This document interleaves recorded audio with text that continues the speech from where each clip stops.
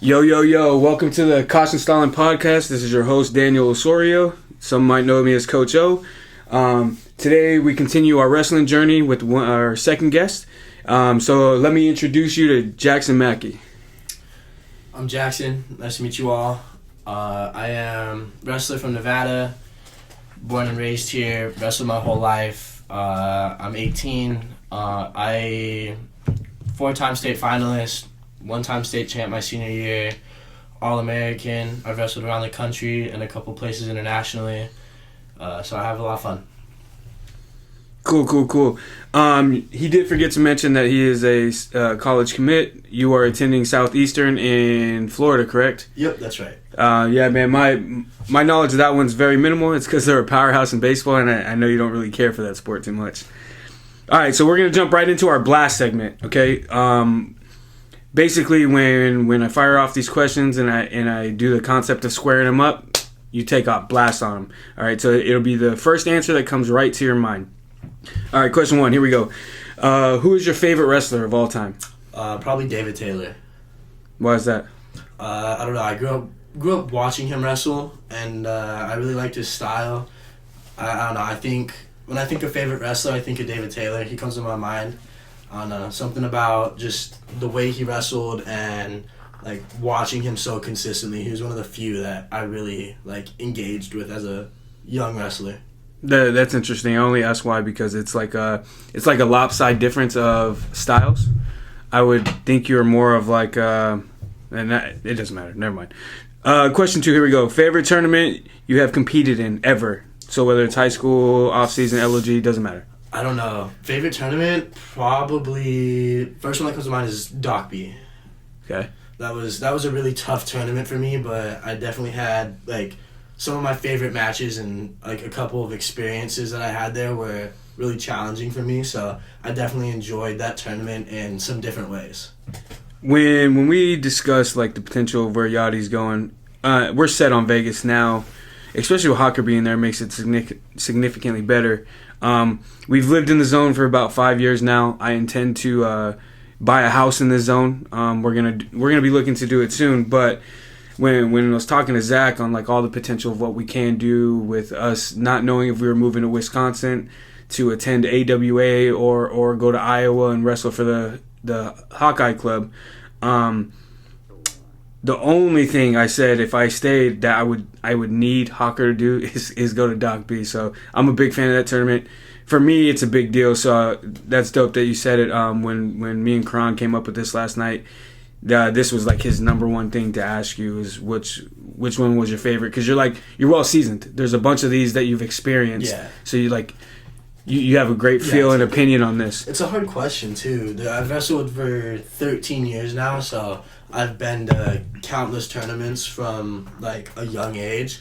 But I think like for me, I enjoy tough competition. I get like a weird but like fun kick out of having to wrestle people who actually challenge me. I don't really get like the joy out of like just stomping people that some do. I would rather wrestle a war and then like be able to walk away saying like win or lose, I gained something. So for me, like Doc B, I think I went 2-2, but as a kid from Nevada who nobody knew, I walked in there unseeded, and I my first match out the gate, I took out some random seeded kid, and I wrestled into like I think I was in the quarters or round of 16. And I ended up getting a little hurt, a little banged up. I was a little injured on my knee still, so that was rough, and I hurt my knee a little more. But I think I definitely put some people on watch, at least that were in my bracket at that tournament. That's for sure. So I think that tournament, specifically through high school, definitely challenged me the most, like mentally and physically. So. All right. Here we go. Question 3. What's your number one wrestling accomplishment in your opinion?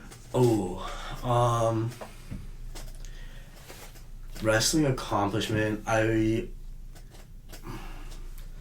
want to say my All-American status my freshman year, but I am gonna say winning state as a senior. So before I actually knew you, whether I heard people talk about your wrestling, you as a human. The only opinion I ever had of you was that I had seen you do the state finals so many times. Basically, man, like, here comes regionals. As long as Jaxon Mackey qualified, here's your golden ticket to the final. He would figure it out. It didn't matter the journey, right? You were going to be in the state final. And the only thing I could say about you, like, I don't know if it's negative, I don't know if it's positive, but my only opinion on you before I actually met you was, like, I really hope this kid doesn't date and fix this. Like, I did not like Dayton Fix at all. Just because he would shell up so bad in the final. I don't know if that's your story. I know the year that I watched, your junior year was, to me, was like the best bracket, right? So the final four, it was you, Ruiz, Delgado, and Mark Zuniga. And in my opinion, Mark had the semi-1 against Ruiz. And he just, sometimes it's the killer be killed comes and it hurts you. And I think it gave up the big scoring for Ruiz that Mark just kept bringing it. And, it's what I try to teach my kids. Yachty's lost the match. Well, he's lost up 10 or more. And our concept of scoring points really bit us in the ass. And I saw it happen to Mark. Dude, I thought Mark had it in the bag. Yeah, no. That was heartbreaking because I root for that kid. That was a hard match to watch. I remember I wrestled, my semi match was right after that. So I was warming up Matt's side watching that. Me and Mark are, like, I don't know if you'd call us, like, friends, but we're, like, through wrestling, we've known each other a long time. We've wrestled a lot. And there's nothing but love. Like, it sounds like a pack of bond. Like, I think like Mark's a good dude. He's a great wrestler. Yeah. He's fireworks, man. I love watching that kid. I wanted to wrestle him in the finals, and run back our region final, but sadly it didn't happen. And I remember standing there watching him, and like the moment where, like, I think he gave up a reversal or like whatever the big tide change was. Like, I was like, in my head, I knew that, like, when that happened, like, Mark had lost that match in that moment. He forced the blast double, and it gave Ruiz the difference in point scoring. It was just rough to watch. I don't know. That was tough. Yeah, and then on the other semi, watching you and Delgado, I don't remember exactly the flow of the match. I know when you two wrestle specifically, because I've seen it like 2 or 3 times, it's boring. It's a style problem. Yeah, no, that's a really hard match for, like... It should be for both of you. It's hard to talk about, too, because, like, at a base level, me and Delgado are both, like, in my opinion at least, very, like, Greco-ish wrestlers. We both have a kind of stand-up and hand-fight kind of style. Yeah. He has, like, great attacks and everything, and I have some pretty good attacks, too. But, like, a majority of those matches were won or lost in a hand fight. And, like, he got the better of me for a majority of that season. Yeah. But, like, going into the state tournament, I had specifically, like, worked out a plan on how we were going to, like, overcome the challenge of, like, lasting through that hand fight, basically. I guess I haven't really talked about it with anybody. Yeah. But the mindset going into that the whole tournament was, my gas tank's better. Yeah. I've had great cardio. My junior year, right before the SHAP invite, I ended up getting strep throat and the flu at the same time. Yeah. I was dead. I didn't practice the entire week leading up to SHAP. Yeah. I wrestled that tournament and made it to the semis versus Nico, and I ended up losing that match. And then, like, I was dead. Everybody, like, it was the worst I felt ever. Worst I wrestled. We wrestled slam in a duel. Like, the following week, I still was super sick. And me and Delgado had a banger of a match.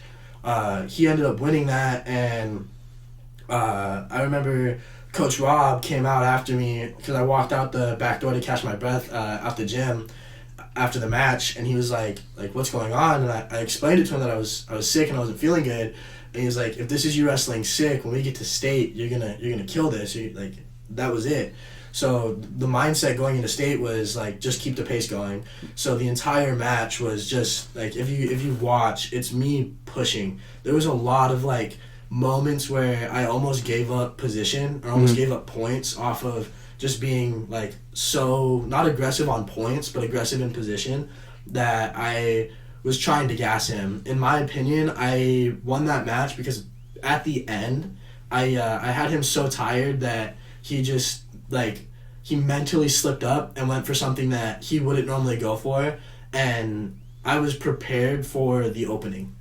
So I think that's what makes the difference in that match is just who can last longer and who is more prepared for an opportunity. Yeah, like for me, man, that watching that semi, right, and I love you and Delgado, you know, for both different reasons. Like Yachty's taken extremely well to you, and Noah loves him. But it shouldn't be any shock to anybody. Noah loves Centrell. Noah loves Delgado. He loves Boyd. It's all the violent guys. Yeah. Like Noah just he's got to have it. Yeah. You know what I mean? Physical, in your face wrestling. Yeah, and like as a defender myself, man, it's stingy wrestling. It's boring. You know what I mean? Like if you look at my kids, they're the complete opposite of me. So like you and Delgado are not ideal for me to watch. I do respect it because you guys are both elite in my opinion. You guys are both part of what Nevada's best is. So like I believe that I don't know if there was a weight class that I had experienced while I've been in coaching in Nevada that was better than that four. That bracket was from top to bottom was stacked. Yeah, because like you're talking about gas tank, right?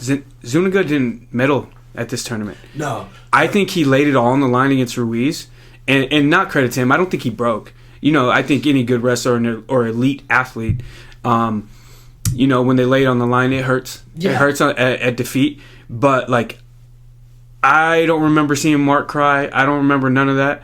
But when he lost to some Reno, I don't know if it was from Reno, but it was an up north kid to place.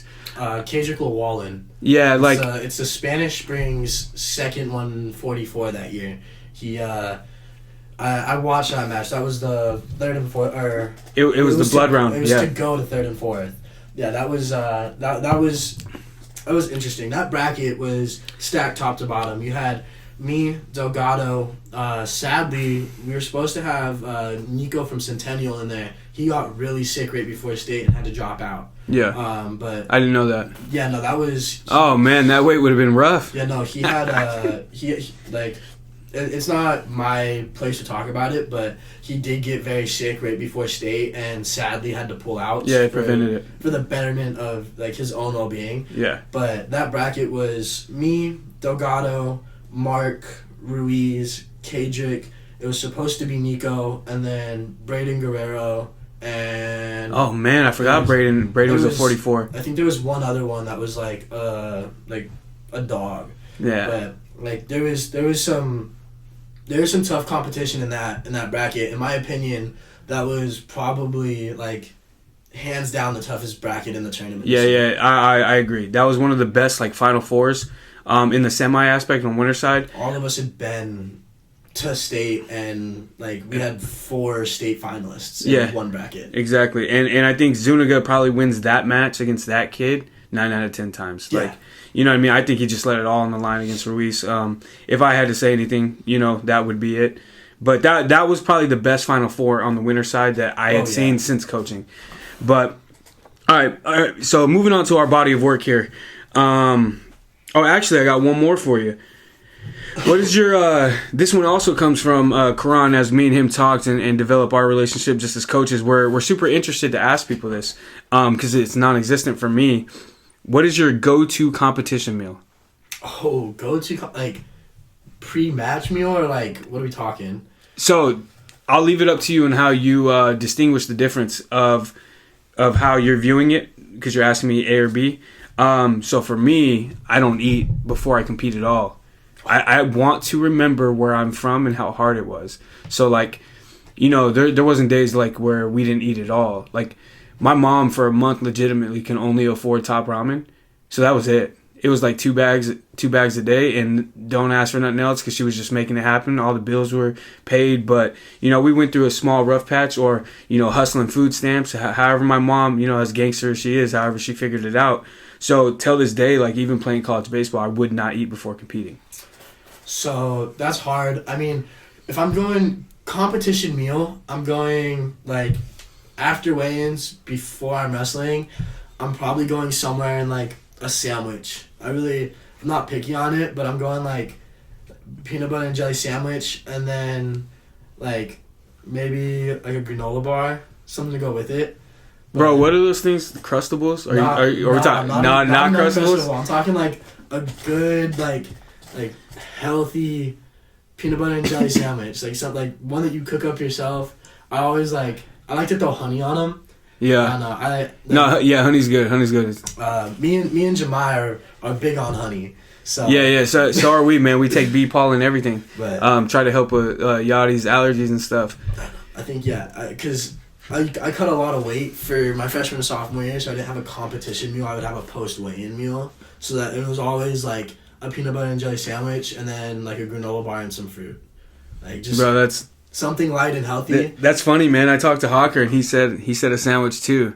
It's because I know like my freshman and sophomore year, I would like post weigh-ins. I would eat so much food. Like duels were bad because I would go, we'd weigh in, I'd have a full lunchbox full of food. I would eat all of it, and then we'd go to warm up. I would be running our warm ups on the mat. I'd be running around, and I'd get through like probably the first like 4 things in our warm up, and then I'd have to like go to one of my teammates and be like, take over warm up for a minute. I'd run off to the side, throw up just enough to get my stomach back to a good spot. Yeah. And then I'd go back to warming up. And like it almost became like a routine. And I had someone ask me one time like if I was forcing myself to throw up. And I was like, I'm not forcing myself to throw up. Like I'm not like, I don't have like any type of eating disorder with it. I just like, after I cut weight, I want to eat. I'm okay with cutting the weight as long as I get to eat at the end. Yeah. And then like in my head I know like, all right, I'm going to eat. I'm going to go start my warm up. I'm going to go throw up real quick. And then I'm going to come back. And it's all going to be good. And then I'm going to go wrestle and beat the hell out of whoever I'm on the mat with. Yeah. So, but I found after my sophomore year, I found that it was much better for me to just like eat a healthy sandwich, some fruit, something good, something light, but still give me energy. I found that I definitely competed better. Yeah. Eating and not like gorging myself with food. So I have a buddy who is very similar to you. He doesn't eat before matches, but he does have a post weigh-in. Okay, so have you ever heard of Nate Garcia? Yeah. So dude was dog, bro. Text everybody. There's very minimal people in the state of Nevada that could even make this kid sweat, right? Well, one of his losses come from one of my best friends in high school, Bobby Helm. Some people have heard me talk about this in the world that know both me and Garcia. I don't talk shit about Garcia at all. The dude was phenomenal. But my best friend did tech him, but I'll release the information to why this happened, and it'll make sense. So basically, their first time ever running into each other was at our dual meet, Vegas versus Canyon. Right, we had a tri meet with El Dorado there. Well, Garcia beats him like 11-3. He might have even pinned him, but he was majoring him. So what screwed us up, and we were praying for it, but we knew it wouldn't happen because Vegas was hosting the tri. We wanted Vegas to pick us first. We knew it wouldn't happen though because whoever won Vegas versus Canyon won the division at the time I was in school. So that was the only dual meet of the division that really like everything's on the line. Yeah. We were praying, bro. They picked us first for the sake of Bobby. So Bobby was our 119 pounder. Now just to give you a concept, right? We're all wrestlers. You make the weight, whatever. Yeah. Bobby benched 305. Oh. Bobby was I used to drill with Bobby and not win the power concept. I was a 71 pounder. I would not win power concept. Like he benched more than me. You know what I mean? That's crazy. Yeah, Bobby's a dog. Okay, so he is our 119 pounder. He walks around like 128, 129. Sometimes he'll flirt up to 133 on really bad weeks. But That's Bobby for you, okay? We get in the dual meet. He makes weight. They put us against Eldorado first. Bobby's feeling himself. So Bobby's style is a lot like Vegas' style at the time, the Gifford way. Take down, cut, take down, cut. So Bobby goes and, blows the tracks off Eldorado. Texts him, whatever. Yeah. Well, as we're watching Eldorado duel Vegas, Bobby's like noticeably slowing down, like him walking and talking. Like it's starting to take its toll. So when he gets on the mat with Garcia, we had a great first period. And I say we, like Canyon versus Vegas. I'm on Canyon's side, obviously. He has a great first period against Garcia, and then Garcia pours it on, bro. Just beats the shit out of him. That's rough. So I know it was a major. I know it was bonus points. I can't remember if it was 11-3 or if Garcia actually pinned him. Either way, in my opinion, this is the state final. But we have to figure out the most efficient way for Bobby to make 119. Well, there used to be this real big tournament at Pineview High School. Okay, they podium top 8. You have like a 67, 68 man bracket. It's huge, bro. So semis work out. Bobby, Garcia. Now, this is how Pineview operated. Day 1, you compete. At the end of day 1, 5 to 7 are weigh-ins. You can weigh in at any time. So Bobby stayed 0.8 over one. It was 121, so he's 121.8. Well, Coach Schultz said, we'll stay here. Everybody help Bobby. So typically that's like, hey, Osorio, go with Bobby. It's my best friend. All the weight cutting stuff. Pretty much everyone on the team came to me or this kid named Ephraim because we just got the shit done. Yeah. Right? So we get Bobby on weight. Bobby weighs in. Bro, we go and Schultz is so stoked because he didn't know if Bobby was going to be able to compete day 2 because Bobby had a hard time with weight. Not because the weight cut. Bobby would get this close, bro, like within an inch of weight and just like shut down. Oh. Like the kid can run through a wall. He can do all the workouts. But as soon as you tell him he's near weight, he would shut down. That's not good. It's the only thing I've ever seen him weak at. Like he just, like if he didn't know his weight and we just kept him working out, he'd be fine. But as soon as he knows, he checks out. And, so he gets on weight. We go on gorge. Dude, Bobby, after this like pizza, we had this like all you can eat pizza place, is like, dude, full of life. So happy. Yeah. So we get different person. Yeah, we get to day 2. He texts Garcia, bro. 15 takedowns. When I was in school, it was 2-point takedowns. He beat him 30-15. Yeah, that's a crazy. Bro, I'm telling you. So 1-1, dude, you can't draw this up any better. Like.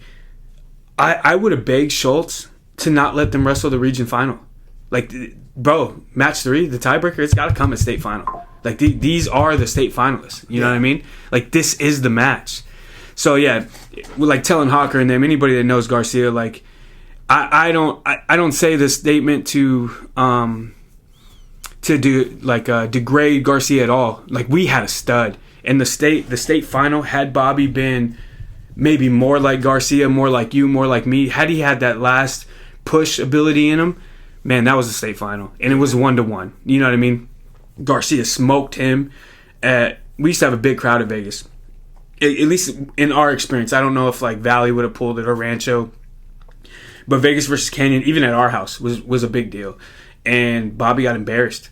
And then Bobby embarrassed him at Pineview. So like, dude, we were so stoked for it. And Bobby missed weight regionals. Oh. 0.6 over. 0.6 over. That's awful. But yeah, dude, that was like the gorging thing. Like you said, you don't gorge. No, my best friend did absolutely gorge, and that's the story for anybody that knows me. When they ask me like about Garcia or Bobby, that's how I think Bobby did it. Anyways, as we move along, I want you to give everybody a little background of how did wrestling start for you. The transition to high school. You can go on depth in this. I know I'm going to learn a lot. I know a pretty good amount, but the floor is all yours, brother. So get us started on this. So starting wrestling, kind of a funny story. I have a very vivid memory of what the conversation actually was, but if you ask my parents, they'll say a little bit different. I was like 5, maybe 6, real young. My dad and his buddies were real into UFC, still are. But like any type of big UFC card, we would always watch. And it wouldn't be just like a family thing. We'd have like barbecue, people would come over, we'd make a night out of it. And the way I was raised, it was like, if you're gonna mess with someone, doesn't matter how big or small they are, like if you're messing with someone, they're allowed to mess with you. But it was also like, if I'm running around punching an uncle, then like they were allowed to punch me back. And like being a 5-year-old, thinking it's funny to hit a grown man and then getting like lightly tapped in the chest, but being a tiny kid and falling on your butt, like run away, cry for a minute, and then like something in me would like take me over and I'd run back and start messing with him again. During Sounds like Noah.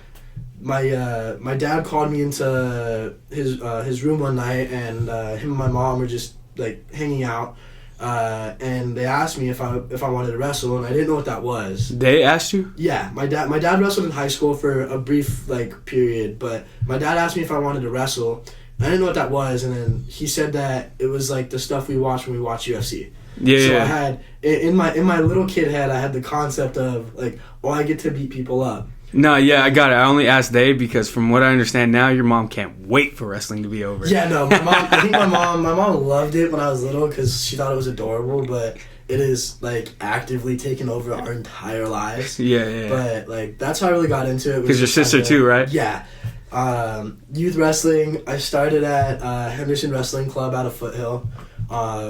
Coach Richter, that was my first coach. He coached me for the first, I want to say 7 years I wrestled. My high school coach dabbled into the Henderson one. But yeah, that was he really made me like coaches like to claim kids like, Yeah. I made this kid, and like I've had a lot of coaches in my life. I've been around it a long time, and the two coaches that I think like had the biggest impact on me, by far, Coach Richter, hands down. He was a really strict coach, and it might be a little rough, but like as a youth team, we had kids from like 5 years old all the way up to like 8th grade in the room at the same time. Yeah. It was a 1-mat room, and This is pretty universal. Oh, Yeah. you talking about using the Foothill room? Yeah. Oh, that's rough. It's the Foothill High School wrestling room. That's the new build. That's only one mat, and you probably have one slab if you don't put nothing on the side. Yeah. Yeah. But it was not a lot of space, a lot of kids, and for a majority of the time I was there, I don't know if they just didn't turn the AC on or if we didn't have AC in there. But we had one fan that would sit in the corner of the room on like the lowest setting. It was hot. Coach Richter ran a really tight practice. We stuck to everything basics, but it would be a 2-hour practice, no water break. The only time we were allowed to get water was if we were doing a conditioning practice, and that wasn't very like often. But like he ran stuff tight and to the point. He got me to the point where like, as a youth wrestler, I was good. Yeah. And like I say that confidently. I was competing with like the other good little kids, and I have a lot of love for him. He really got me to where I am. I still talk about him today. Like even with my dad, when we talk about like what really got me to where I am, and I still think back to like the last few years I was wrestling at Henderson, and like I just vividly remember that he was really there for me. He was really pushing me to be like, even as a little kid, just be better in the sport, and like as a child. It was strange to say, but like he really wanted the best for all of us. After Henderson, I switched over to, at the time it was Slam Wrestling Club, out of the Slam High School room. My sister started wrestling probably 4 years after I did. She did soccer. She was... Before we get into this, I'm sorry. I missed the transition here. You said one of two coaches. Who's your second one? Coach Bill. Okay. Coach Bill. So Coach Richter really put me in the position to be good, and then Coach Bill took me from good to great. Okay. I look at the other coaches, and it's like they've given me bits and pieces. Coach Richter gave me what I needed to be good in the sport. Coach Bill took me from being good and maybe not necessarily like him in himself outright teaching me like specific things, but being with him and he put you in the environment to elevate. He put me in the right environment and gave me the right opportunities with all of the right people. Or you can just give him his flowers. Like, his son played critical. Like if it wasn't for Coach Bill and his son Billy, Billy trained me my freshman and sophomore year. He was like one of my main practice partners. I was getting like free private lessons for him during practices, and like it was just like. If he was there, I would ask him to roll, and if I got lucky, he would say yeah, and we would roll for an entire practice, just doing like random positions, and he would stop me in position and be like, "Look at this. You need to think about this," and then correct me, and then continue to beat me up. And it was really good. It was good for me. Those two coaches, Richter and Bill, are really, in my opinion, the two most impactful people in my life. So the reason I asked you that, because we actually have a middleman in our lives, right? Coach Brewer. Coach Brewer, the first time I ever heard about you, I saw Brewer take over the basic program, and I ran into him in one of my first years coaching here, and I asked him how he was doing, man, and he told me a basic, he's building something, and that he had two potential studs. One for sure, and one he wasn't sure about. He was talking about you and Boyd. Yeah.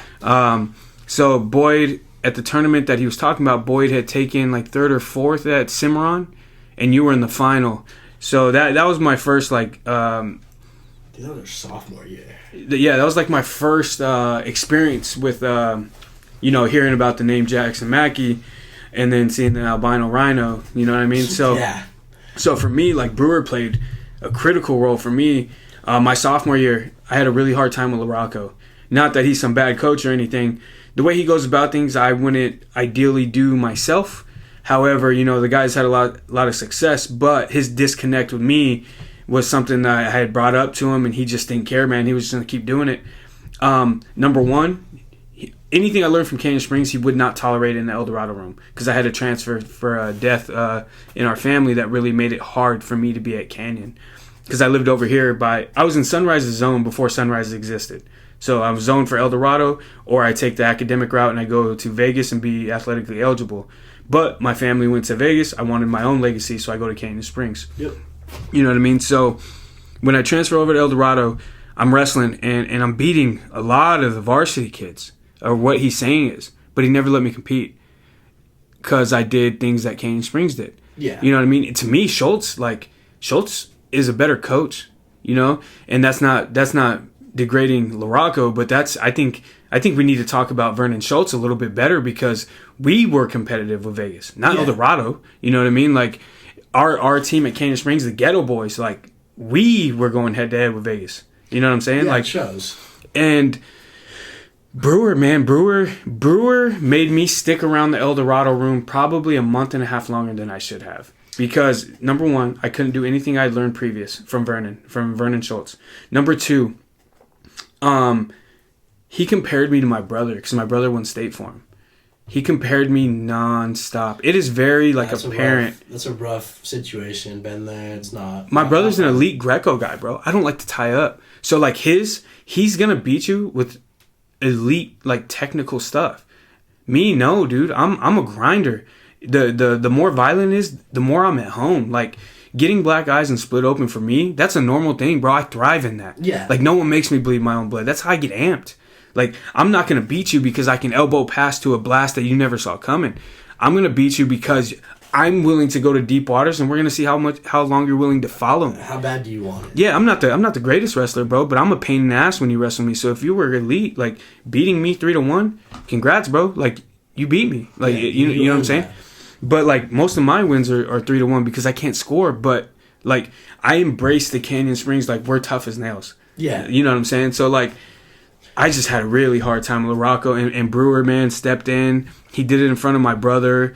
Was like, don't quit. I'll be your coach. And I really took to Brewer, man. He saved wrestling for me for a little while. I have kind of mixed feelings with Brewer. We have I have nothing but love for him now. He was my coach my freshman and sophomore year at basic. Yeah, it's probably hard to understand at that time what you're referring to, opposed to now.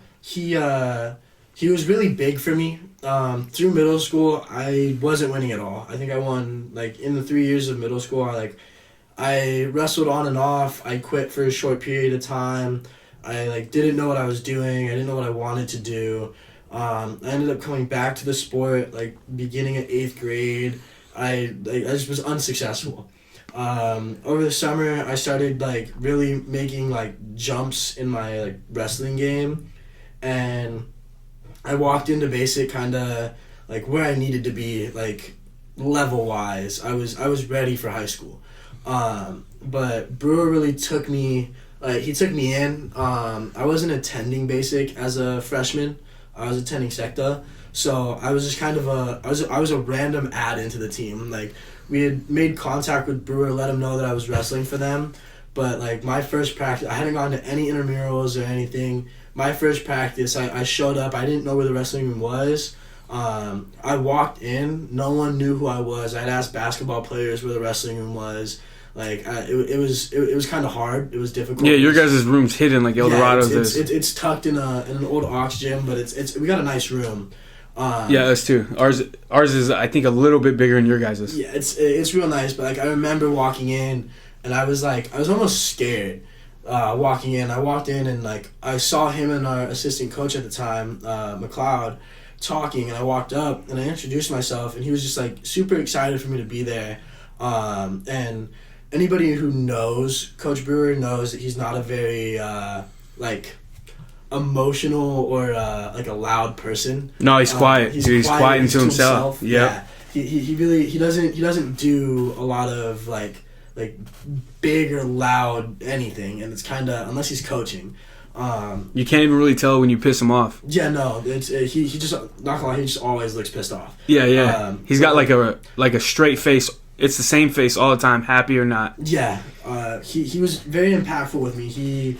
My freshman year, I wrestled 113. I was real light. I love basic, but we didn't have the level of partners I needed in the room. As a 13-pounder, I wrestled with our 150-pounder. Consistent. That was my practice partner. He was our, like, at the time, basically our team captain. Yeah, this is what elite teams don't understand. Is like, in our position, we got to make do. Like, I drilled with our 19-pounder. Like, I had to, as a 13-pounder, I was drilling with our 50-pounder, and it was like, and it wasn't like he was holding back. Like, he was trying, and I was just like, I was at a technical level where, like, I would make do. I was getting my butt kicked, but, like, I would make do with practice, and then Brewer started practicing with me, and we made, like, more of a, like, coach-athlete connection. Yeah. And it grew on me really quick, and I think I grew on him quicker than he expected. Going into my, like, state tournament that year, we had a conversation after regionals, after I'd lost, about my mental state and how he wanted me to reset before state, because he really thought that I had the opportunity to make something big happen. And this is your freshman year? Yeah, this is my freshman year. This is your finals against Salvo Prado. Yeah. We talked, and, like, that really, like, made a difference in my mindset. I walked into that tournament, and making the finals as a freshman, like, at that point wasn't a question. It was happening. Yeah. Beginning of the season, my goal was just like I haven't done anything recently. Like, I'm just here to have fun. Yeah. Like, there's no pressure. Just go make a name for myself, and that's what I did. And you were losing in middle school, so this is a complete 180. It was a complete switch up. And like, I made it to the state, and I was like that tournament, and I just, like, we walked in, and it was like from the beginning of the season, like, people knew me because I've been around the scene for such a long time already. Yeah. But nobody was like, oh, this kid's gonna do stuff. It was like a really, like, I'm gonna prove everybody wrong type of season. Yeah, and for everybody that doesn't know, like, Jackson's class, like, he just graduated. So for the seniors last year and the juniors now becoming seniors, like, these two classes, like, the talent pool is unreal. Yeah, it's probably the best it's ever been in Nevada. It's super competitive, and it's in my opinion, it's awesome. I love it. It's great for the sport. It's great for the state. But we went in, and I knew I was making it to the finals. It didn't matter who was in front of me to get there. Yeah. I ended up wrestling some random kid in the semis, and then we, like, warming up for that finals match. I was in the back at Cimarron High School, and I didn't have any warm-up partners. I had No one besides, I had one teammate make it to day 2 with me, and he lost his first match and went home.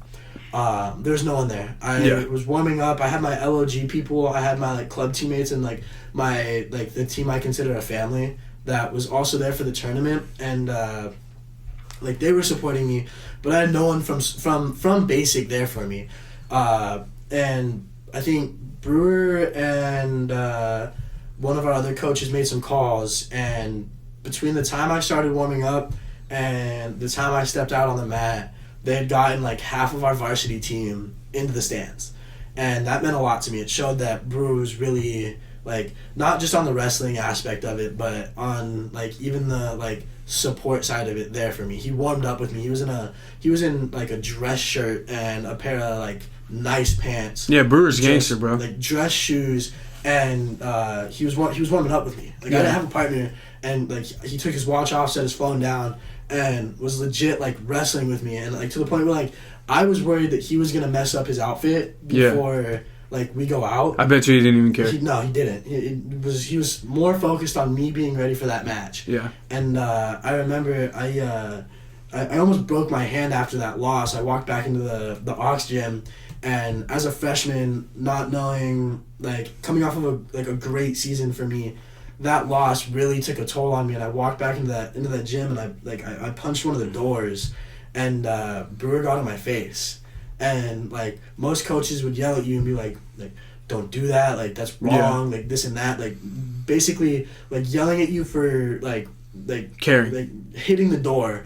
And he was yelling at me for like not hitting the door. He's yelling at me for being upset.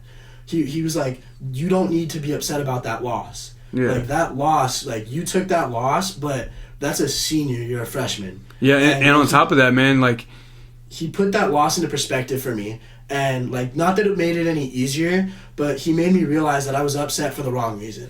Yeah, I mean, dude, like Prado's like DeSanto, and you're what, 14, walking into that? I turned 15 a week after the tournament. So my bad. You're a 15-year-old in your first state final against a kid like DeSanto, who's like the absolute villain, and it completely embraces it. He doesn't care. No, that was rough. But my sophomore year, me and Brewer got even closer. It's a hard task. He really, like, he became one of my main practice partners in the room. Like, he went from, like, we would practice maybe once a week to, like, we would start practice, and for, like, the first half-hour practice, he would be coaching the team, and then me and him would be off to our own side doing personal work. And it was great. It really helped. It got me to where I needed to be, along with my time in the LOG room doing everything. He was great. And then, like, state comes, everything happens. I end up losing my sophomore year again. And a tough loss, but he was there for it. He was all in. He bought in on everything for me, and was like a full coach and a full support system. And then after that, we're getting into our junior year, it's our third year together, and he like was talking about like our season, and me and him had and I think it was me and him. We went to Johnny Mac's, and we were grabbing some food, and we were talking about the upcoming season for junior year. This was like end of summer, beginning of the school year, and he's like really excited for it. He was like talking about like how he thinks we're gonna have like a great team this year. Jemai, Orion, we have a couple kids up and coming that are like starting to actually do good, like be like put themselves on a map type of thing. And he was just talking about how excited he was for everything, and how like he thinks this could be my year. It was really rough. That was probably the week before school started. I was supposed to be his student aide for his class as my first period, and I walk into school the first day, and I go to his classroom, and I knock on the door, it's locked, nothing's open, whatever. I'm like, all right, whatever, he must just be late. And I walk to the front office, and I'm sitting there for a while. I walk back, the door's still locked. It's like 30 minutes into the school day. And like Brewer's never like if he's like Brewer's on time, he's always early. Yeah, he's a professional. And like I realized that like if he was like he wasn't here, so I walked to the front office and I was like, I'm supposed to be a student aide for Coach Brewer. I went to his room, he's not here, and they were like, oh yeah, you're gonna go to this room. Didn't tell me anything, so I thought I thought he got a room change or something.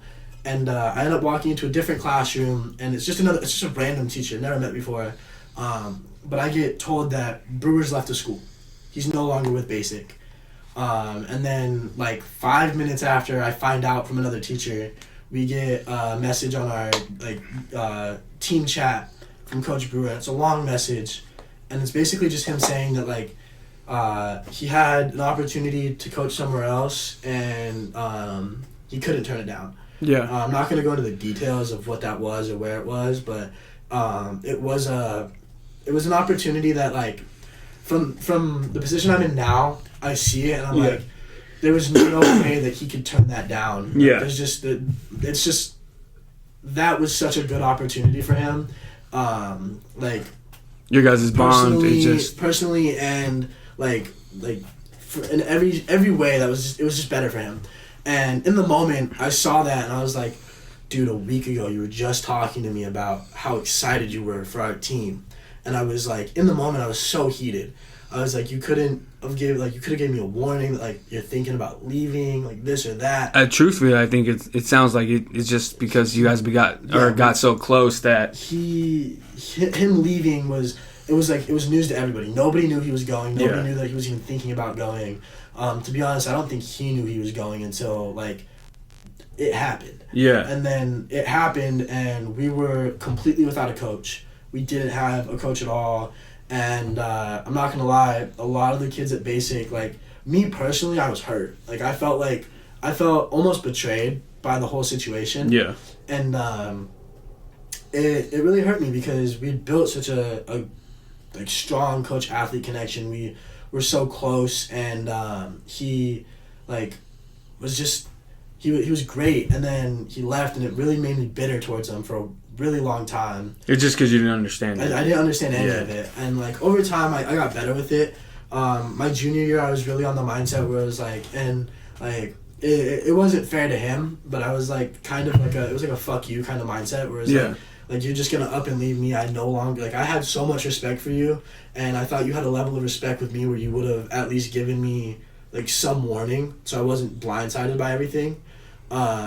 And like I lost my respect for him, and then I like after some time I realized that like it wasn't personal at all. It was everything to do with the fact that like he had to make the right decision for him as a person.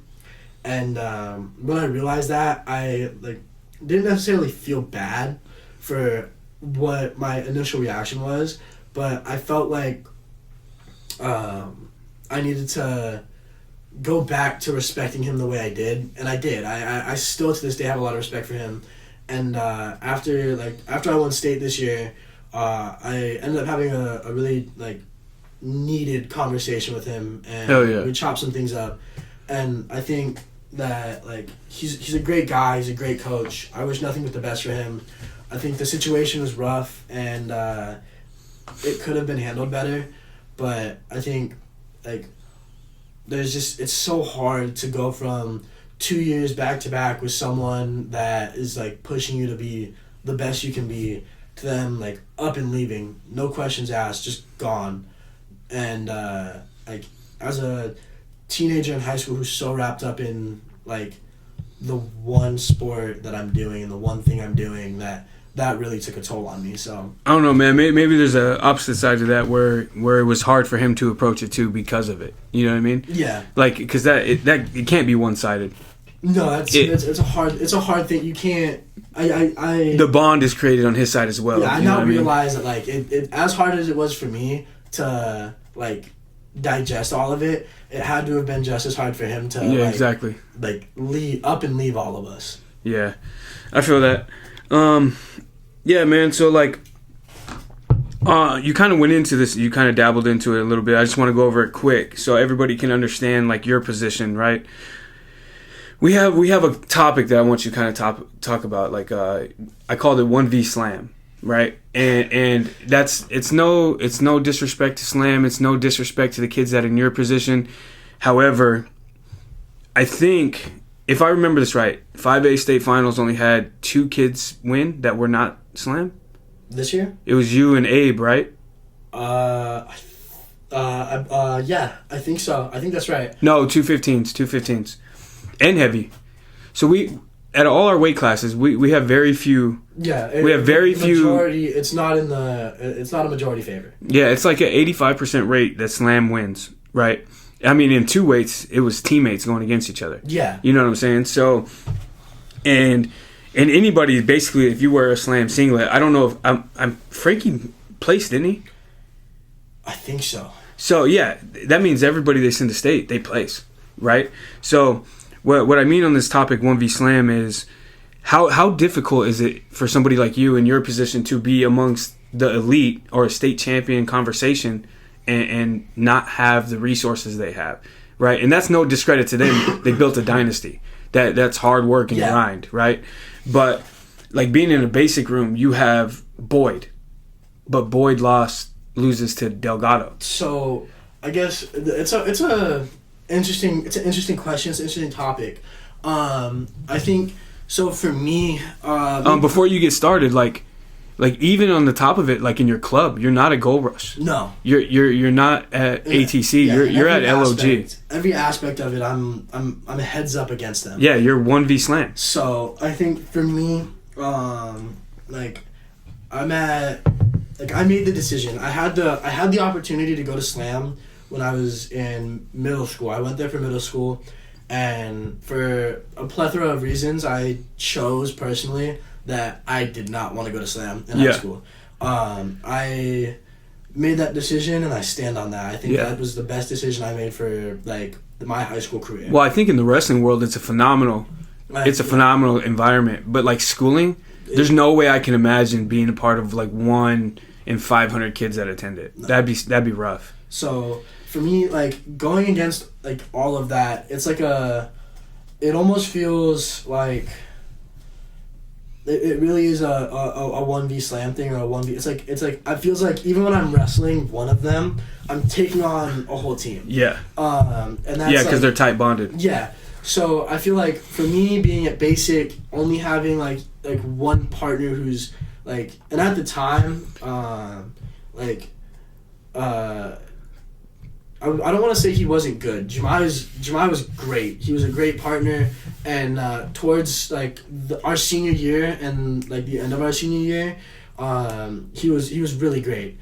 Jemai is a 4-year wrestler. Just graduated with me. Started his freshman year, wrestled JV, made it to the finals at JV Zones. Lost to a kid in the finals at JV Zones who, if he wasn't at Slam, would have been in the state finals for any other school. Yeah. And he almost won that match. Shocked everybody. Nobody thought that was even a question. His sophomore year, he comes out and I think he qualified for state. He's a 2-time placer, right? But I don't think he placed as a sophomore. His sophomore or his junior year, he comes out hot and heavy, and I think he took 4th.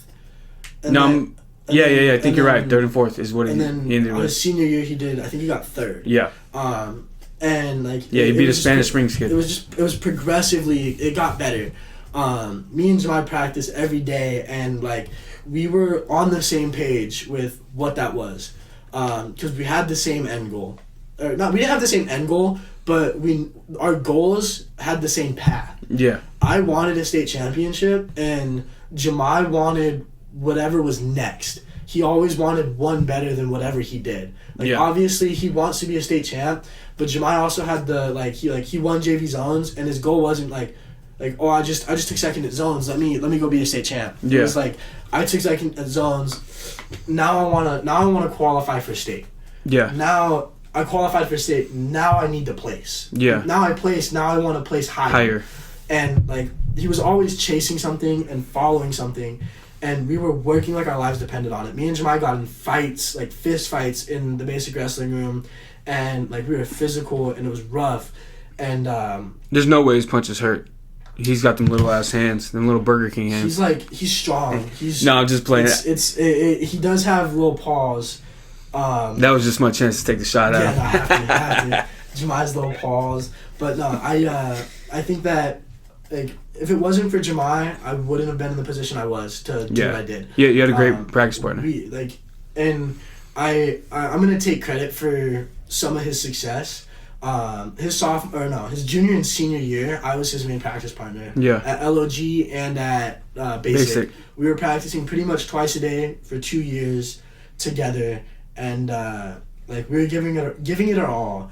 And he made, in his own, he made leaps and bounds. He was doing great things. He was making the right decisions, doing what he needed to do to, get better. He committed to it. And I think that with me being at the level I was and surrounded by the people we were surrounded by, we were able to make him into what he was, which is a monster.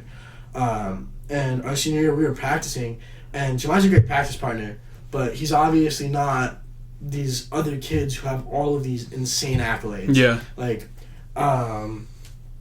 There was a handful of times where I was not personally reached out to, but people reached out to my father asking if I would come train in other places and trying to make it sound like it would be better for me because I'd have better partners. Yeah.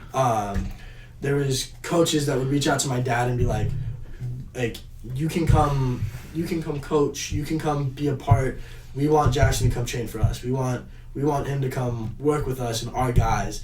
And at first it was kind-hearted, and it was like they wanted me to be a part of them because your talent level spoke for it. Yeah, it was. I was truly one of the only kids that was at that level that wasn't a part of their team. Yeah, you're 1v Slam. That's what it is. And at first it was that, and then it got to the point where once they realized that I was not going anywhere and I was staying where I was at, it became almost like a bitter rivalry where even in where we're sharing spaces and Team Nevada type stuff, there was almost a sense of passive aggressive disrespect. Yeah. Where it was they know I'm good, but because I'm not part of them, they're not going to give me the time of day. I mean, truthfully, if we reflect on all this, it's like gangs. Yeah, it really is. It really is. But I think, they're great, and could I, there's all these coulda, woulda, shoulda type situations. Could I have been better if I was with, Gold Rush or whatever, and all those better, the best partners in the state? Who knows? But if I'm at Slam, if I choose to wrestle with them or whatever, I'm not a 4-time state finalist. Or even on top of that, I mean, we don't know, right? But even on top of that, with what you said earlier, you going through quitting and coming back, yeah. we don't even know if you finish. Yeah, we don't even know if you cross the line. Yeah, it's just it was so much, and I think I know that for me, after I lost to Saul the very first time my freshman year, I knew that that's another kid that did the 1v Slam. You know, the Prado brothers. Yeah. Oh no, not in a different aspect, right? They didn't train at Gold Rush. Yeah, they were at ATC. They were on a different side. But they were at the Slam High School. Yeah. So going against the best of the best of the best, but being separate from them on half of the daily battles, right? Because they're not at Gold Rush. That's kind of what I'm trying to amplify here is they have such a great. In baseball, we call it feeder systems, where elementary you're with them, middle school you're with them, high school you're with them, and that runs throughout. Yeah, it makes it hard to compete when you have a system that starts from a young age that you can coach through. By the time these kids are getting to high school, they're already at the level most average seniors are. Yeah, and now they're starting to get into just dog territory where it's now unless you're also doing the same thing at a different place, you're not competing. Yeah. I think I got lucky. I again had great coaches and great opportunities to work with some of the best wrestlers, not only in Nevada but internationally. Coach Bill's son, Billy Sullivan, literally took me under his wing and really pushed me to be the best I could be.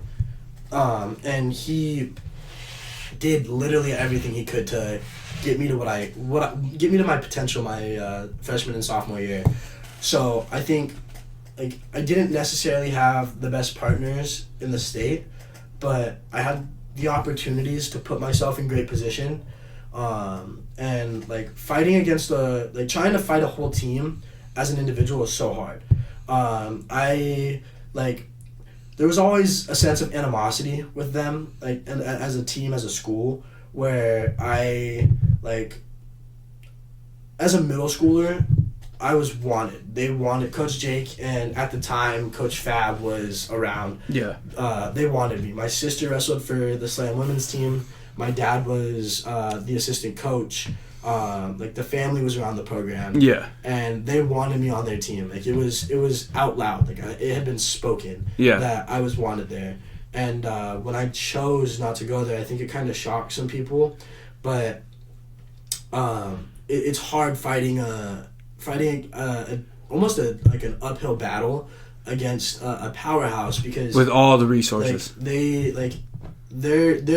are the pride of their school. Yeah. So they have a killer wrestling room. They get the focus. Yeah. At Basic, that's not the case. Yeah. I think in my 4 years of being at Basic, the biggest upgrade we got was the water fountain outside of our wrestling room.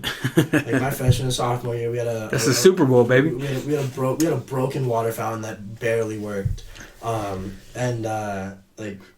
the end of sophomore season, we got a new water fountain, and that was you would have thought that we just won state, because we were all so excited. We got one of the new fancy water fountains, and that was because our coach had Brewer pushed for them to fix our water fountain, because we had people that needed the water fountain because we forgot water bottles and stuff. Yeah. Couldn't pay to get water. But not necessarily having the resource to be the best, because that focus from your school is somewhere else, it means a lot. It also is a support system from the school. They're the pride of their school, so they're everybody wants them to do good. Their school is backing them. They have the support of everybody. Yeah. And it's not the case at Basic. Yeah. Wrestling is one of I think it's 3 5A sports. Up until last year, we had baseball, wrestling, and I think our bowling team was 5A. And baseball is probably the pride of Basic, because baseball was our pride sport, and then football, just being football, was football it's gonna be everywhere. It's the same thing. So that was. It was hard because as a 5A sport where we're just kind of middle bottom of the pack every year, not really accomplishing much, no one was really focusing on us. We didn't have the support. It took me getting back-to-back state finals to get people to realize we had a wrestling team. Yeah. And no, I think outside of Slam, right, the only school that I can think of off the top of my head that they do a phenomenal job, and I don't know how he does it, but Vista. Oh, yeah. They load their gym no tomorrow. I haven't seen anything quite like Vista. Slam is kind of they're supported by staff and everything. I don't know if they pack their gyms for whole dual meets. I would assume so. Their gym's not very big, but I'd assume they still pack it in one of our gyms. It's hard not to pack that gym. Yeah, but even in our gym, I imagine they would do it. Yeah. But Vista, man, do they load their stuff? Yeah. So that was interesting, man. You're one of the few that gets to do that goes head to head with Slam with less resources and has to figure out how to get it done, and you finally did. All right, so for this last one, take us through real quick. How was your recruitment process, the commitment to Southeastern? So it's for most athletes, the recruiting process is different. It's not, everybody has a different story. Everybody has a different process. I was kind of picky with where I wanted to go. When I was ending my sophomore year, my dad brought up college to me, and I was like, all right, hold on, pull up a picture of the United States, give me a map. And I drew a line straight across the middle horizontally, cutting it north-south. And I told him, anything above that line has to go. I'm not going where it snows. And he was like, so you're cutting out 85% of all wrestling schools. Yeah. And I was like, yeah, I love wrestling, but I also love not freezing my ass off. So I I did that, and I was like, I'm not doing it. And I like looked at I went through like lists and lists of all of my options, and like where I was at skill wise, and Southeastern is a NAIA school, third in division, storied, like I forget how many, but like they've been top 3 for like 10 years.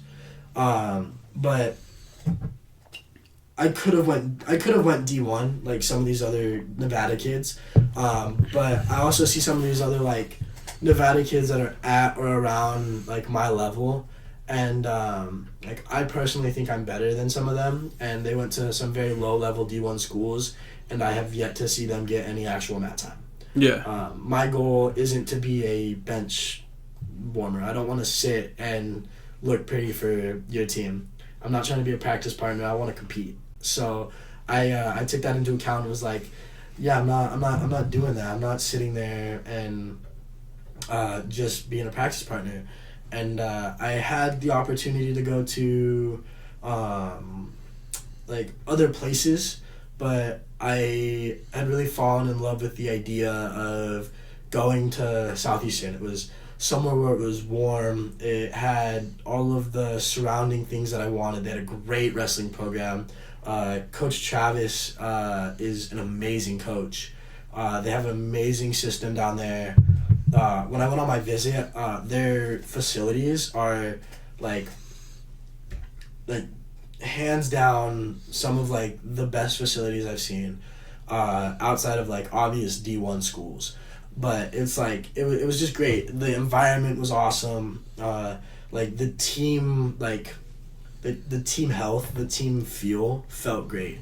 It was really fun to be around. Like I practiced I think twice while I was there with them, and like both times I was in the room practicing, I felt like I was welcome, and that like the guys weren't taking it easy on me, but they were still having fun with it.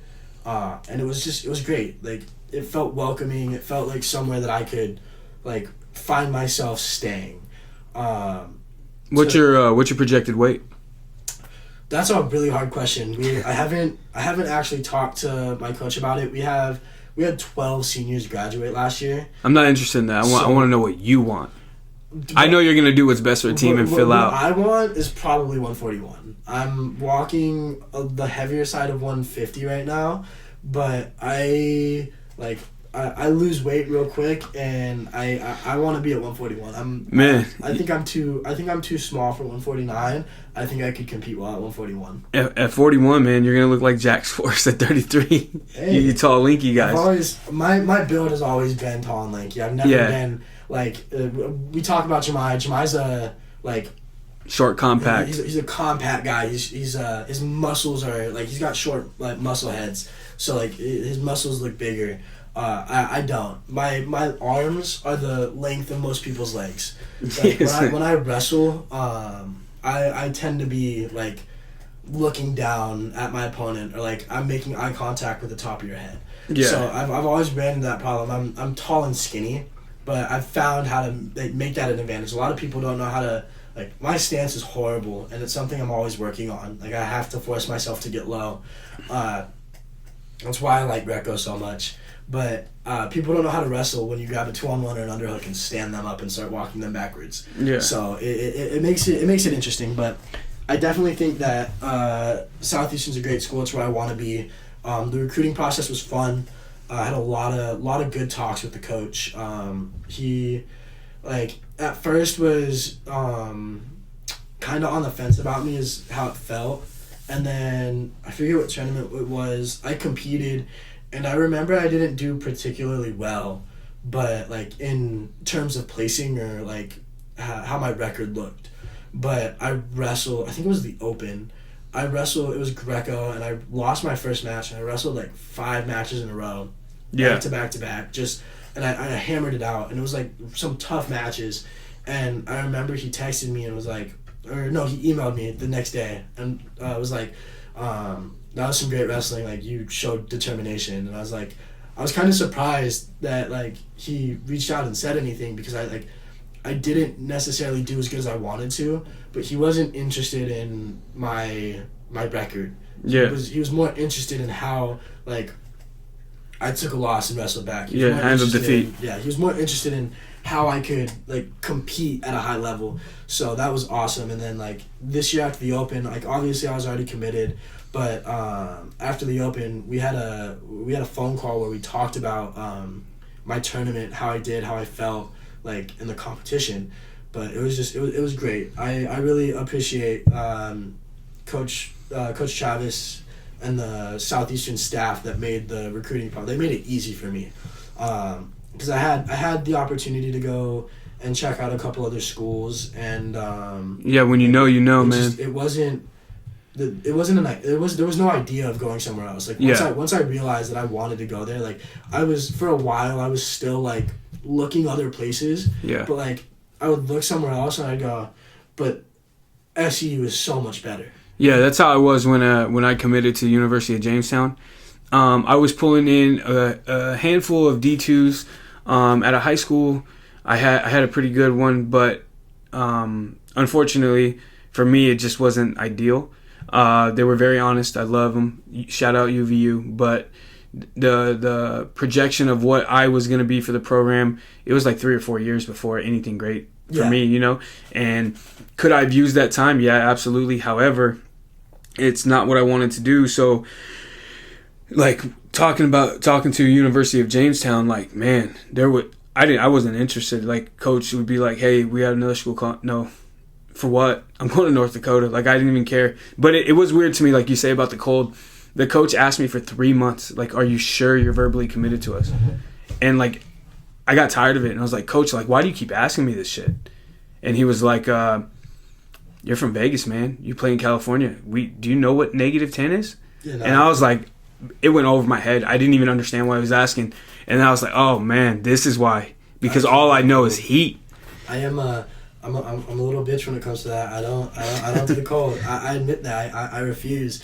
I was in conversations with Grandview, and that's a strong school. Yeah, they're the top at NAIA. Yeah, and it didn't pan out that way where I went with them, and a very small part of that was the fact that they were in the cold. Yeah, that played a role. That would have been a difference maker. It was a small part. Because, like, obviously I view the program and all of that stuff at a much more, like, important level.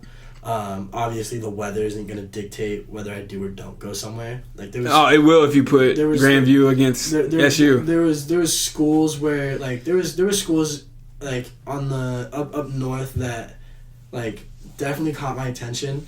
And, again, like, they had some of the qualities that I wanted, but, Southeastern really had the full package for me.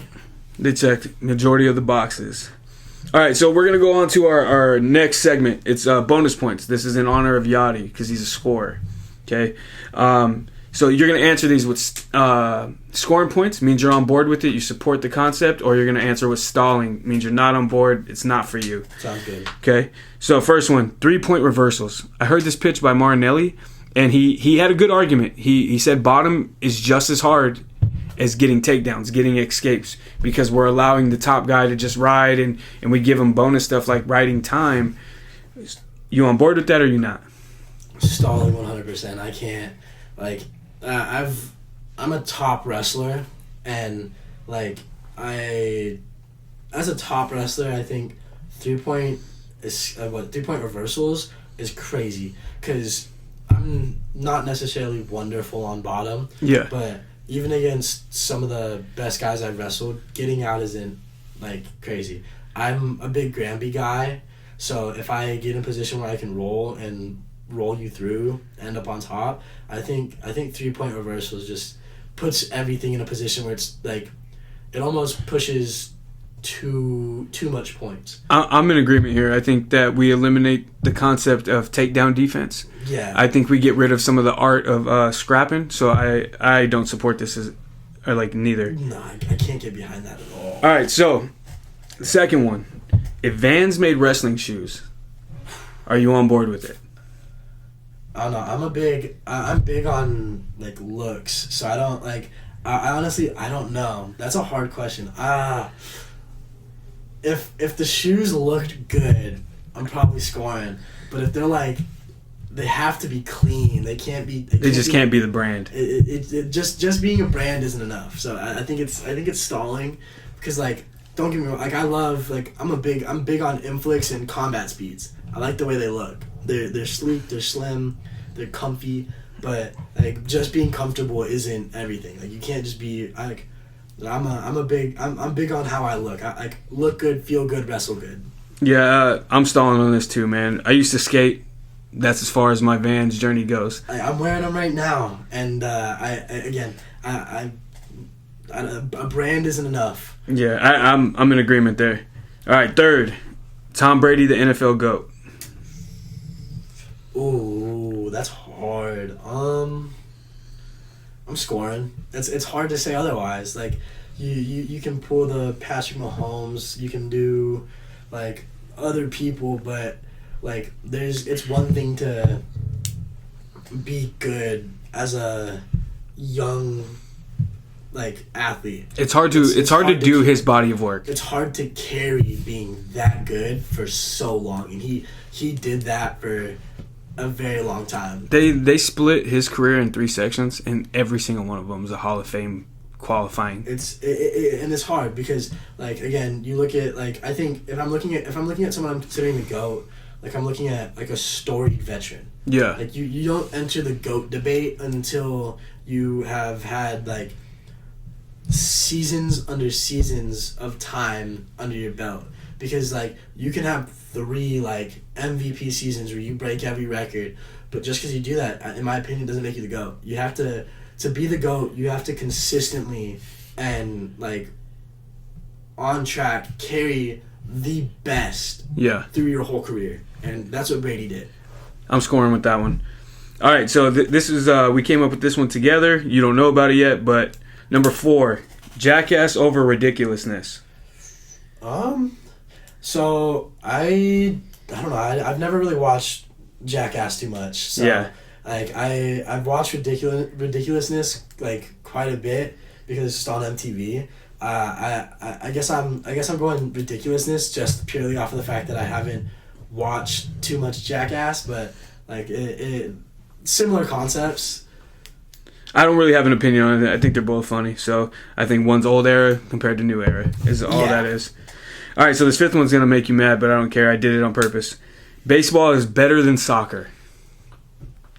Okay, so I played soccer a little bit in middle school, and I played it as a freshman. I think soccer is a wonderful sport.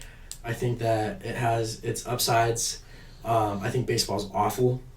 Baseball is that's I personally do not think baseball is like good at all. I think that sport takes the least amount of like true athleticism to be good at. Cause like if you can catch a ball, you can play baseball. That's completely false. Cause we have the hardest thing to do in all sports. But hear me out. If you can catch a ball, you can be an outfielder. I give you this. Hitting a baseball, hard. I've tried. I've gone against live pitches. It's not easy.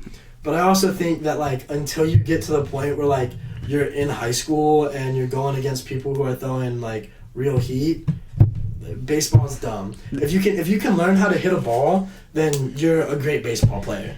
I would give you this right on this because I would strongly. I'm scoring points on this. I think wrestling is my favorite sport, but baseball is what I made my life with. I'll give you this argument. It's the only one I'll see because I'm not going to sit here and debate you. You don't have to be a super athlete to be a great baseball player, right? Hitting 300 in our sport is elite. But knowing how to catch a ball is not going to do it. Like, a shortstop is probably more athletic. A starting shortstop at a high level is more athletic than I would say at least in comparison, a midfielder in soccer or a forward in soccer. Like we are equivalent. Like even me as a catcher, right? My position, we're not athletic. I was a freak. I ran a 7-flat 60. I'm fast. I'm fast as shit for a catcher, right? I'm super athletic. You can put me in the outfield. You can put me at third. Like you can rotate me. That's not a super common thing. However, like, I started in football. Yeah. I wrestled. I started in soccer. I don't know. I feel like you can be great at other sports and still be good at baseball. I feel like if you're I've heard this argument. if you're a great athlete, you can be good at baseball.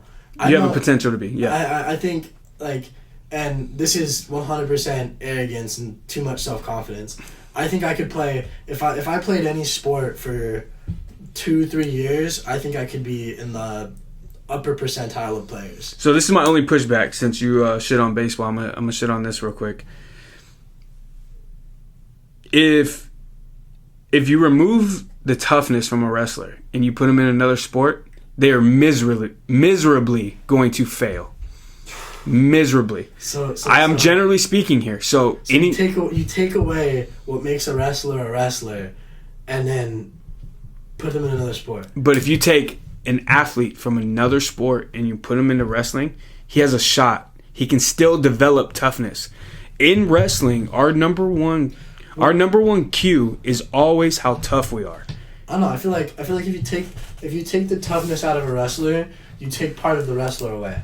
But I agree. I also feel like you don't gotta be tough to play baseball. You don't gotta be tough to play soccer. You don't gotta be tough like to play tennis. Like I'll give you like football. You gotta be a little tough, but you can still develop the amount of toughness that you need to play football. If you take that away. Okay, maybe I misspoke on this or misstated it. You've been in a wrestling room, right? Well, yeah. What does the team look like when you play a different sport other than wrestling? Okay. Yes, that's my point. Okay. You're taking a bunch of people who run around and hit each other for fun and telling them to do a sport with a ball. I think that's an unfair. So look, people who have no sense of coordination with a ball in their hand. I think My argument for me playing other sports is I can play any position that's not actively handling the ball. I think I could play any defensive position in football. I think I could play any position in soccer. But you're going right into my argument because you're saying I. Like, so here's a great example, right? Your own teammate, Boyd. This isn't fair. Boyd. This isn't fair. Freak athlete, super violent, explosive on the mat like no tomorrow. I hear he was a great I watched him play handball. Oh my god. Okay, you can't blame the kid who has he's a grown man that has the hands of Noah. Do you know my Estes? Destin and Christian would probably excel in other sports like you. But off the top of my head, the only other person I can think of is Clark. Everybody else is going to struggle in other sports. Okay. That's all I'm saying. I think give a adequate amount of time, and I think any wrestler given an adequate amount of time can learn how to be good or great at anything else. Take any other athlete and give them the same amount of time to learn wrestling. No, it's nowhere gonna near the level. I think there's a correlation between those two because generally speaking, right, that's majority. Majority of wrestlers going to another sport will fail. And I think if you bring majority of other athletes into wrestling, it's going to be even a worse fail, right? So, like, yeah, you would win that debate, but on the athletic side and ability to play another sport at a high level, it's not in your favor. You're also talking to the wrong guy. I don't do team sports. Like, yeah. I couldn't play a team sport simply on the fact that, like, I love that wrestling is we have a team sense where it's a team setting, but individual. We're all one together. But when I'm on the mat, it's me. If I fuck up, I fuck up. It's on me. There's you can't push it off. You can't run away from it. I look at like Basics football team. There was one year where we were in the playoffs, and our quarterback threw like 6 interceptions in one game. Like he was having a stellar season. One game, he throws 6 straight interceptions. And it cost everything. And it killed. Like they were supposed to like go to. I think they were 2 games off of state. And he threw six interceptions, and like 2 of them were back to back. It was like if I'm anybody on that team, you're hot. If you're like you come off of a great season, I don't care what you did, what you're going through, what's going on. There is no reason for you to be playing that bad. We're like we're fighting to the point where someone's gonna have to pull me off of you because you underperformed so bad that it made me look bad. Yeah, I won't be made a fool of by someone else. Especially the defense. They're on the field the whole game. I can't do team sport. I'm a very aggressive person. I don't like losing, and I don't take other people trying to like, because if you mess up and you cost us a game, like, and you go, oh, but you didn't do your part, like, so you just want me to be mad because I did my part. Like, it wasn't me. Like, I'm putting in 100%. You're the one that's out here being a lackey. Like, so what he's saying is wrestling, and I will confirm this, has the most accountability per athlete I've ever seen. It doesn't. It's not even in comparison than any, maybe a position like quarterback. But outside of that, there is no comparison. Not in sports. All right, number 6. Is Jordan Burroughs the greatest USA wrestler ever? Statistically scoring, I think yes. I think it's hard to say otherwise. Again, he's a storied veteran who has done it. He's done it consistently throughout his career. I also think that, like, yes, he has losses, but those losses are to other people that are considered greats. Yeah. I don't think you can't be the best without losing at some point. Yeah. You have to take a loss to get better and be better. And I think, like, Jordan Burroughs, like, he lost to Dake. People talk so good about Dake, but you also think, like, Jordan Burroughs has, like, up until he retired, like, he was still wrestling at such a high level, so far out of his prime, that, like, you think of football players who play for years and years after, like, they should, like Aaron Rodgers. Dude should not be playing football anymore. Yeah, Russell Wilson. Like, it's just guys that should retire, and their career's on a downhill slope. Yeah. Jordan Burroughs was so good, and then he fell out of his prime, and instead of quitting, he was still, like, consistently holding his spot on the USA team. I would say, for me, this is scoring. A lot like you said, accolades-wise, they speak for himself. He accomplished so much. But where I would really circle in, like in the beginning, I was going to say, it was weird to me that you picked David Taylor. Your style is more Kyle Dake. Yeah. So, like, with him preventing Kyle Dake from being on a Mount Rushmore, because Kyle Dake, in his own right, should. But he couldn't because he had to go through Burroughs. Yeah. And Burroughs never allowed it.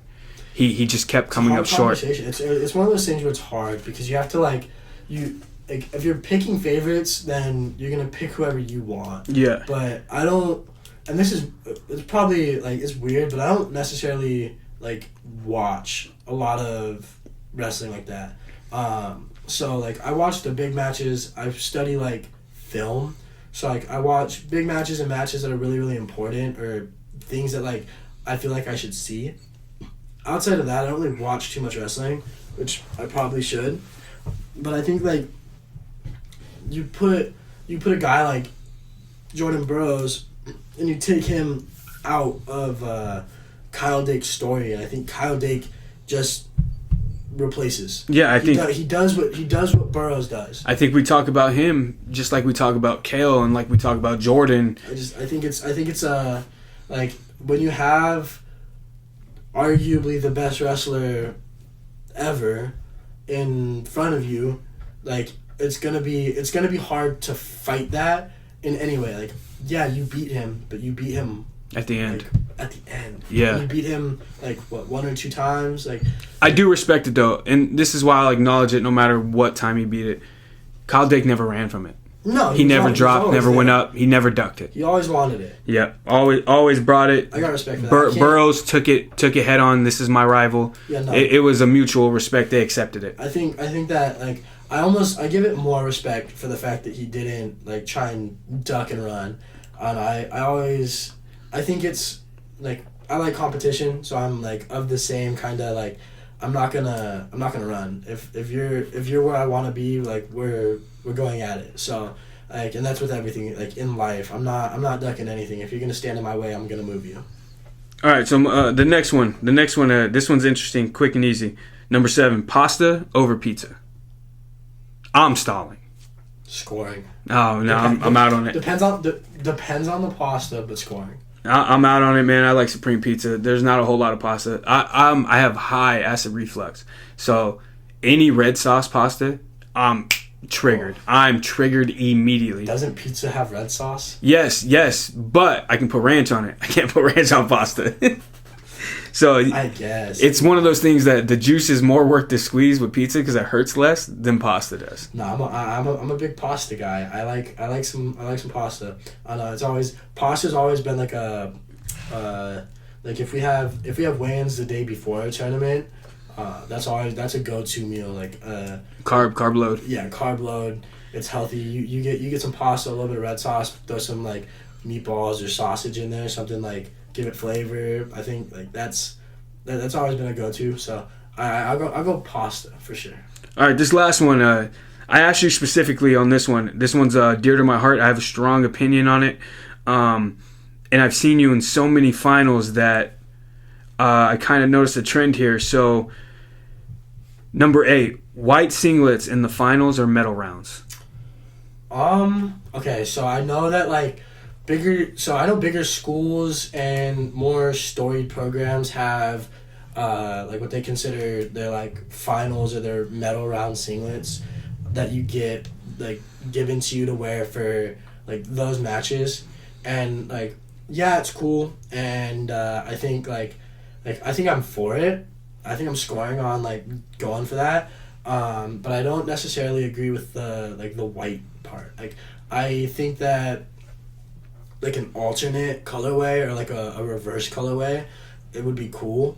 But I know like for basic, we being a slightly underfunded program, we never had the opportunity for that.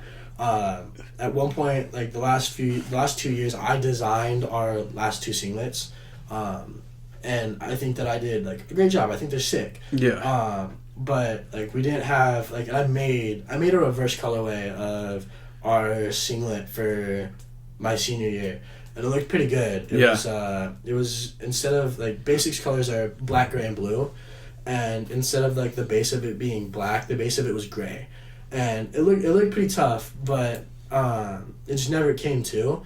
I think that having a finals singlet or something like that gives it's already rewarding. Like I get to represent my team and I get rewarded by my team for like making it here, and I think that's cool.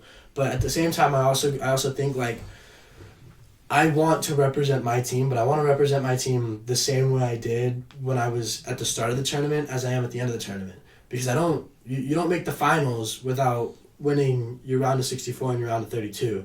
I'm kind of superstitious where like once I tape my laces, I don't take my shoes off. Once I take my singlet off after every match. Yeah. I put it back in my bag, I hold on to it, and then I put it back on while I'm warming up. Like after I'm done warming up, I don't like wrestling in a sweaty singlet. I like being dry.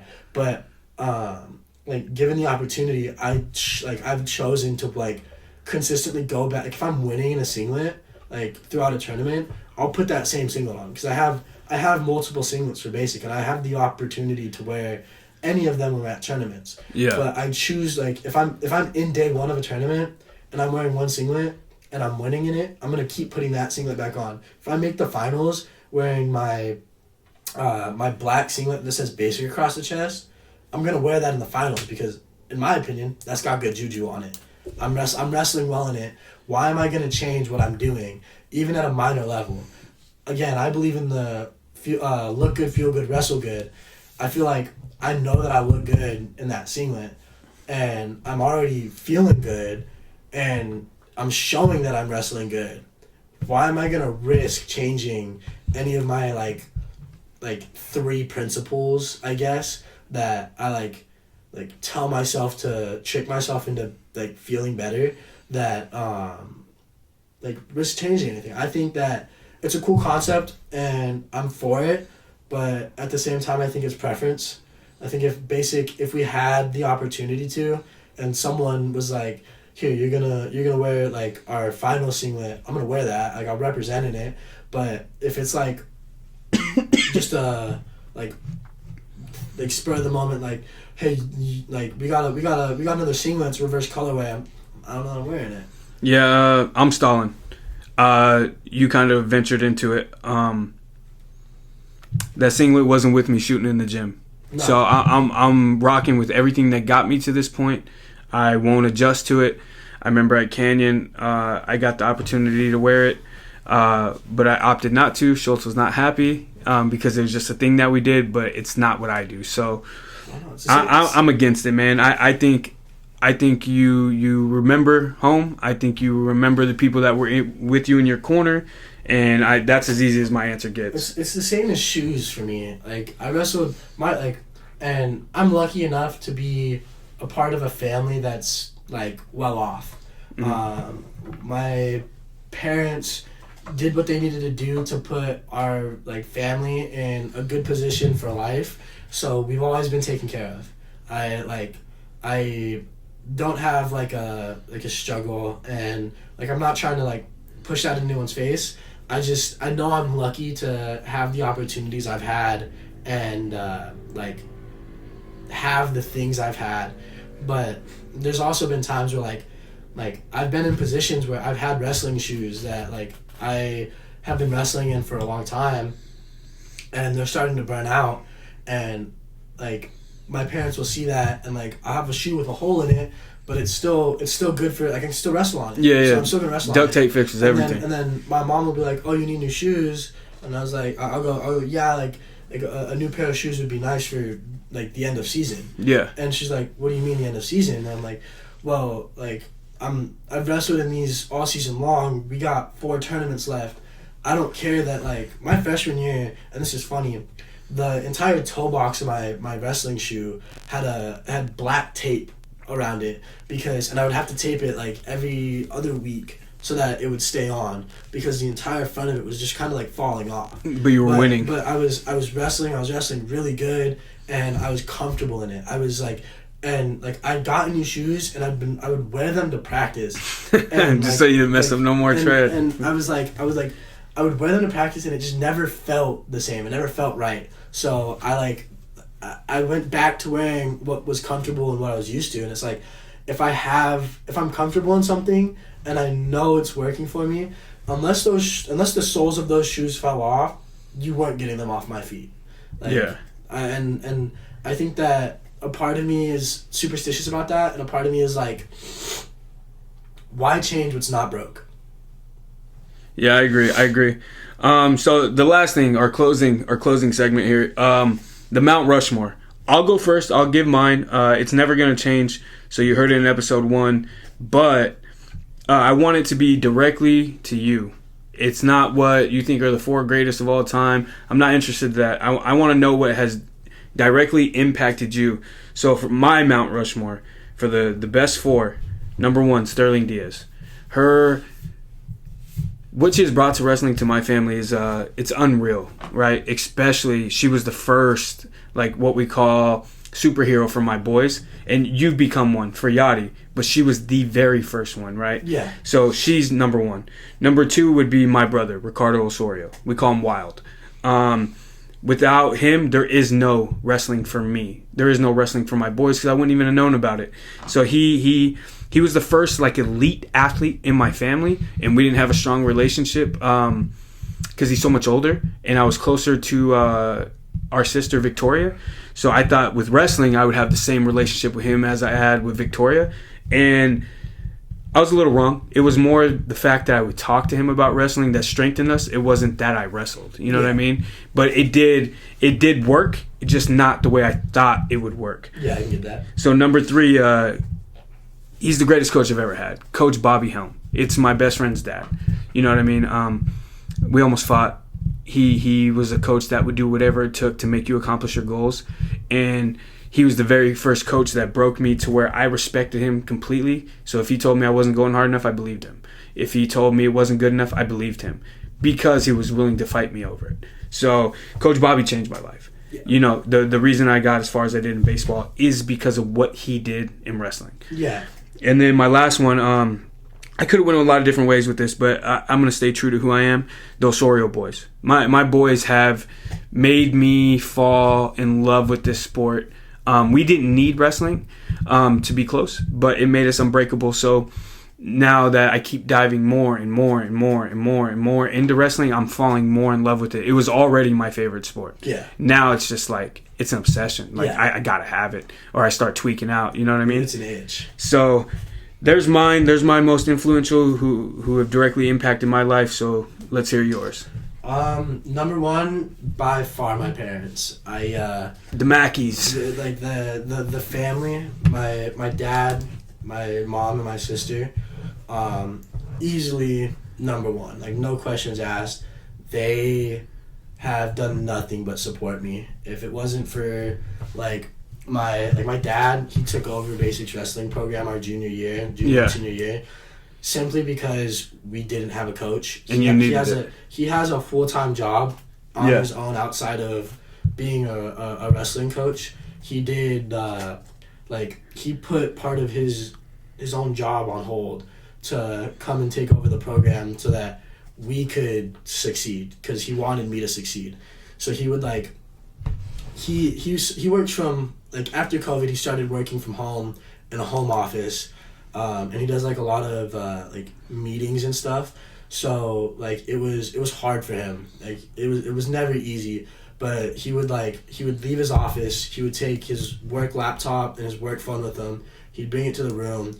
He would sit at the desk. He'd have a headphone in and be listening to his work calls while using me and our assistant coaches to run a practice. And as soon as a work call would end and he had a second of I can step away, he would leave what he was doing so that he could come and push me and our team to be better. So him, my mom, me and her clash a lot. Wrestling is my life. I've dedicated everything I have to it, and it's hard for her because me and my dad really bonded really hard over wrestling. He kind of fell in love with it the same way I did. He's been a coach pretty much the entire time I've wrestled, so he's been around a long time. And my mom's been the team mom for a majority of it. She's been around, and at times it's hard because we're so into it. My mom was never she didn't do sports. Yeah. So we don't have any common ground on anything like that. So it gets hard sometimes communicating, but she really tries for me. She goes the extra mile to make sure I have every single opportunity I have to make sure that I can accomplish what I accomplish. And it's something I'm so truly grateful for, because if it wasn't for mom, I wouldn't be where I am. Dad is the push. Mom is what actually puts me there. And then my sister, as much as I hate to say it, she's as big as mom and dad are in my life with wrestling. She really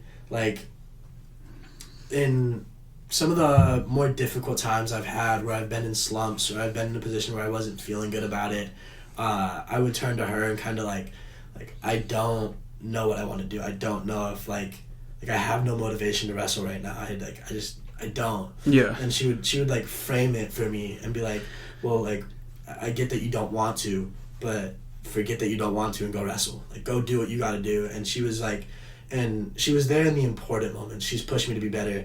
Number two, Jeremy Richter, my first coach. He pushed me. He made me. I've been a cardio machine since a young age. Push. That coach really just grinded it out of me at a young age, and it was great. I have nothing but love for him. He normalized it. Yeah. He the idea of hurting just wasn't a thing. Yeah. The saying if you're not bleeding, throwing up, or on fire, you're fine was just common. Pain is just weakness leaving the body, common. So we would be in the room and if you were working so hard that you threw up, you got to cheer, you got to clap.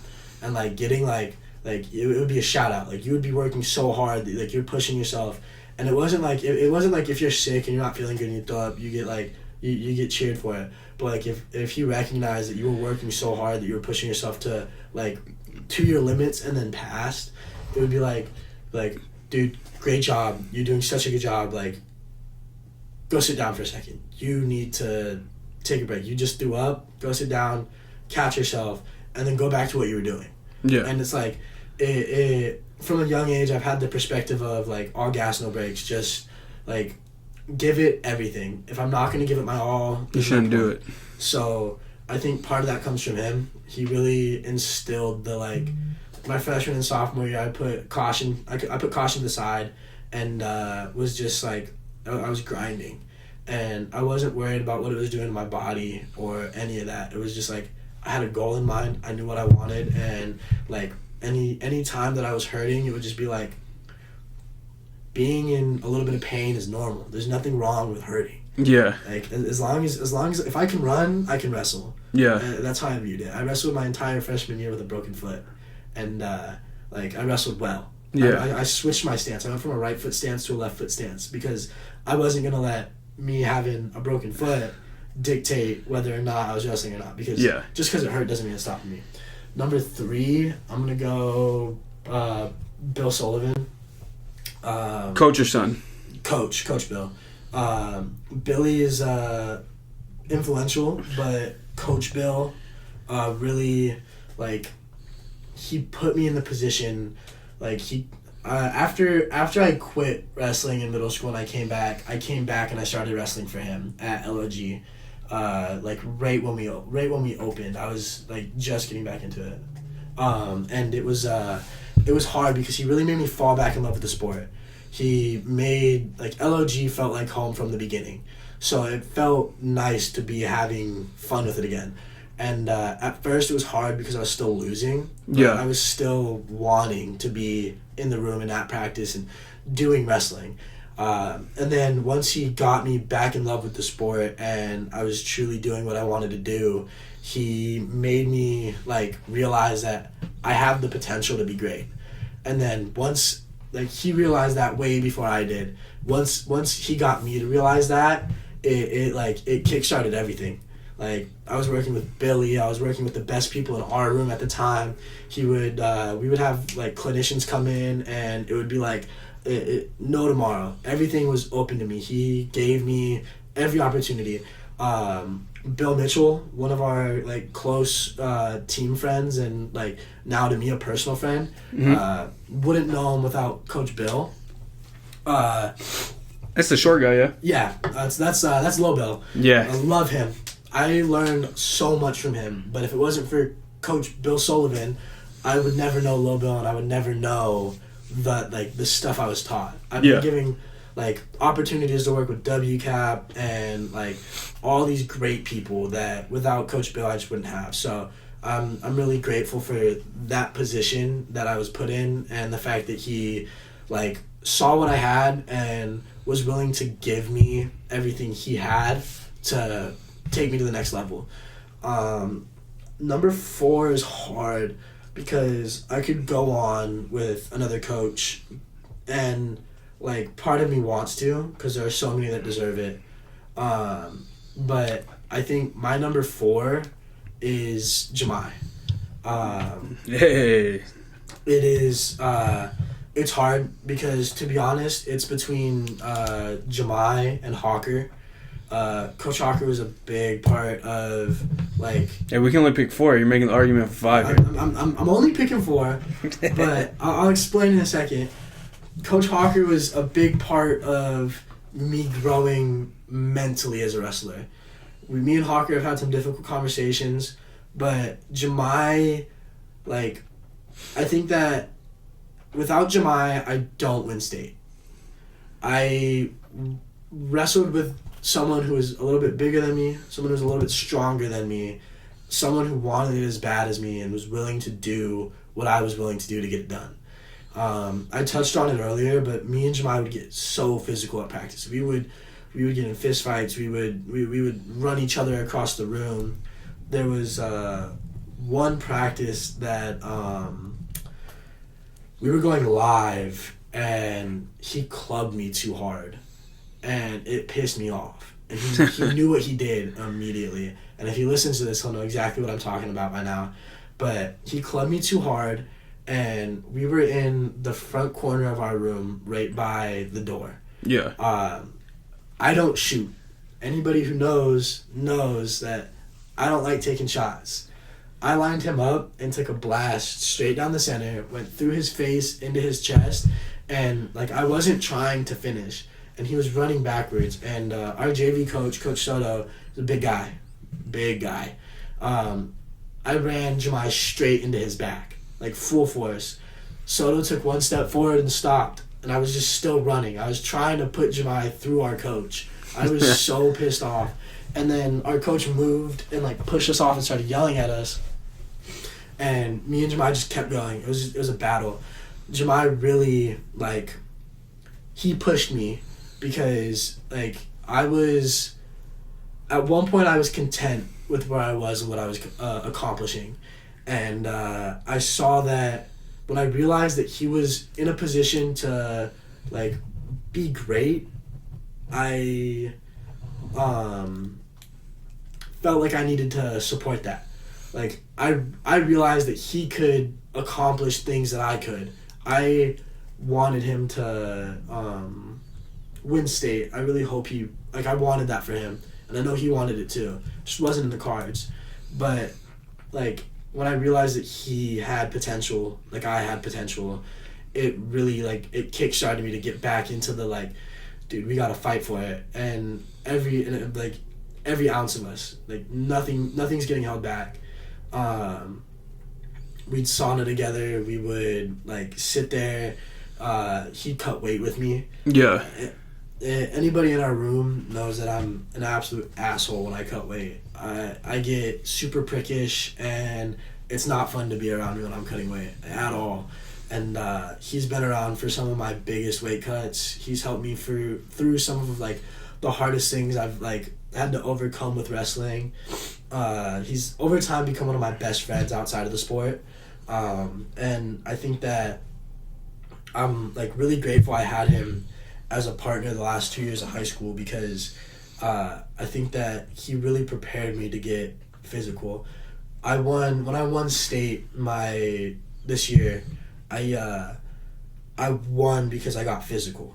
I wasn't afraid to put hands on, and I don't wrestle like physical like that, but something in my head told me I had to. And when I stepped out on the mat, like, people say, like, when we're shadow wrestling, like, wrestle a faceless opponent, like, the toughest person the toughest person you can wrestle. And for most people, it's themselves. And for some reason, like, in that moment, like, I stepped out to start overtime, and I was wrestling that faceless opponent, the opponent that's hardest for me to wrestle.